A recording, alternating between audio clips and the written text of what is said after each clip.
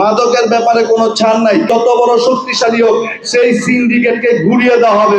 আমরা বলতে চাই আমাদের কাছে সবার আগে নারায়ণগঞ্জ, কারণ আমরা নারায়ণগঞ্জকে ভালোবাসি। অনেক প্রভাবশালী ব্যক্তি রয়েছেন যারা যেখান দিয়ে পানি নিষ্কাশন হবে এই পথটাই বন্ধ করে দিয়েছেন। আমাদের যে মানুষটি সবসময় এই ইসরায়েল এই বিভিন্ন বিষয়ে সামাজিক উন্নয়ন কর্মকাণ্ডে বিভিন্ন যখন যে মানুষটি সবচেয়ে বেশি এগিয়ে আসে সেটা হলো আমাদের প্রাণপ্রিয় শ্রদ্ধাভাজন বড় ভাই জীবন ভাই। আমরা ওনার প্রতি কৃতজ্ঞ, কারণ আমরা ওনার কারণে ওনার মাধ্যমে আমরা এই এলাকার অনেক সমস্যাগুলি বিভিন্ন সময় শুনতে পেরেছি। আমরা আমাদের সামর্থ্য যে সবসময় তার পাশে থেকে এলাকার মানুষের দুর্দশার যতটুকু আমাদের সামর্থ্যের মধ্যে ছিল সেটা আমরা রোধ করার চেষ্টা করেছি। আমাদের জীবন ভাই বলেছেন যে গত বছর 5ই আগস্টের পর থেকে আমরা বিভিন্ন এই জলাবদ্ধতা নিরসনের জন্য কাজ করার চেষ্টা করেছি যার যার অবস্থা থেকে।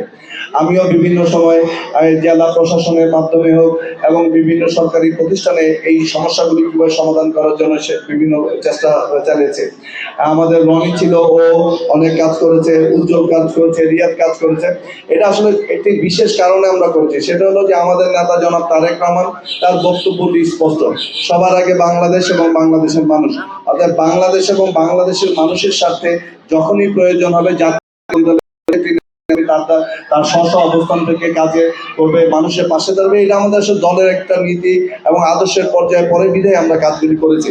কিন্তু বিষয়টি হলো এই জলাবদ্ধতার পেছনে যে মূল কারণ, এটা আসলে ব্যক্তিগত পর্যায় থেকে বা কোনো একটি প্রতিষ্ঠানের পর্যায় থেকে এই সমস্যার সমাধান করা সম্ভব না। এটাই বাস্তব দৃঢ় সত্য।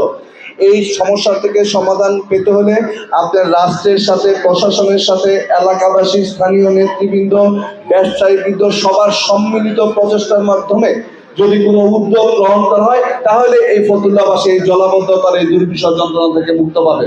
কারণ এখানে অনেক প্রভাবশালী ব্যক্তি রয়েছেন, অনেক শিল্পপতি রয়েছেন, অনেক ক্ষমতাসীন ব্যক্তি রয়েছেন যারা যেখান দিয়ে পানি নিষ্কাশন হবে এই পথটাই বন্ধ করে দিয়েছেন।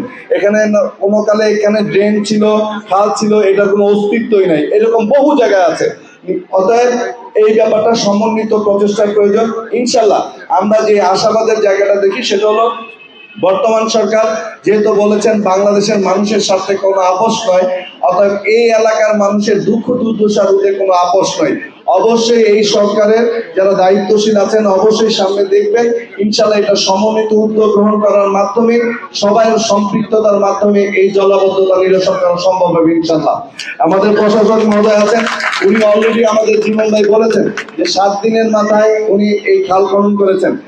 এটা শুধু মামুন ভাই না, প্রত্যেকটা লোক, প্রত্যেকটা দায়িত্বশীল জায়গা থেকে যারা নেতৃত্বে আছেন তারা এই একই কাজটা করবেন। সমন্বিত কাজটা হয়তোবা আগামী 2-3-4 মাসের মধ্যে আপনারা দেখতে পাবেন যে সমন্বিত উদ্যোগের মাধ্যমে কি করা যাচ্ছে।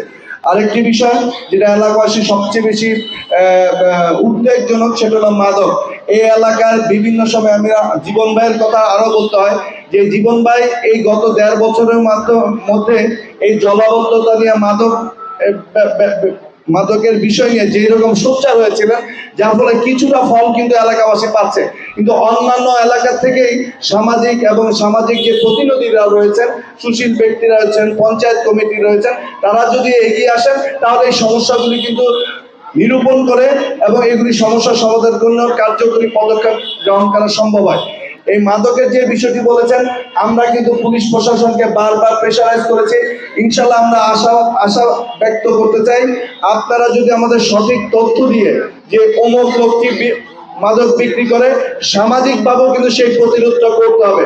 সামাজিক প্রতিরোধের সাথে সাথে আপনি প্রশাসনকে জানাবেন, প্রশাসনকে যদি জানিয়ে কাজ না হয় যারা দলীয় নেতৃবৃন্দ আছেন তাদের মাধ্যমে, জীবন ভাইয়ের মাধ্যমে যদি আমাদেরকে যদি জানান, আমরা অবশ্যই সেই সমস্ত মাদক ব্যবসায়ীদেরকে চিহ্নিত করে আইনের হাতে সোপর্দ করার জন্য যত সংগ্রাম প্রয়োজন সেটা আপনাদেরকে পাশে নিয়ে আমরা সেটা করব।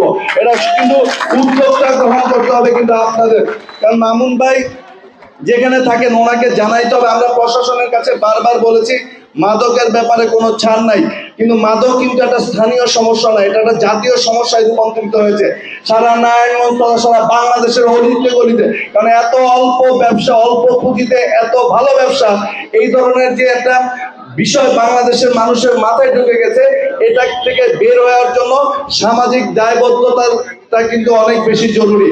আপনার সন্তান, আপনার ছেলে, আপনার প্রতিবেশী কে কে এগুলির সাথে সম্পৃক্ত, এই ব্যাপারে যদি আপনারা সবাই সচেতন না হন, তাহলে এই বিষ থেকে মুক্ত হওয়া কিন্তু অনেক কষ্টকর। শুধু প্রশাসনের মাধ্যমে এর থেকে নিয়ন্ত্রণ করা অনেক অসাধ্য বলে অনেকে মনে করেন। যাই হোক, আমরা আসার জায়গাটা বলতে চাই, যদি আপনারা আমাদেরকে ইনফরমেশন দিয়ে সহযোগিতা করেন, অবশ্যই জাতীয়তাবাদী দলের প্রত্যেকটি নেতাকর্মী, জেলা বিএনপি, ফতুল্লা থানা বিএনপি অঙ্গ সংগঠনের সব নেতৃবৃন্দ, প্রশাসনকে নিয়ে সেই যে যত বড় শক্তিশালী হোক, সেই সিন্ডিকেটকে ঘুরিয়ে দেওয়া হবে। বন্ধুরা আমার, এটা যদি আপনারা গ্রহণ করেন। আমাদের নেতা যখন বলছেন সবার আগে বাংলাদেশ, আমরা বলতে চাই আমাদের কাছে সবার আগে নারায়ণগঞ্জ, কারণ আমরা নারায়ণগঞ্জকে ভালোবাসি। অর্থাৎ নারায়ণগঞ্জকে নিয়ে আমাদের স্বপ্ন।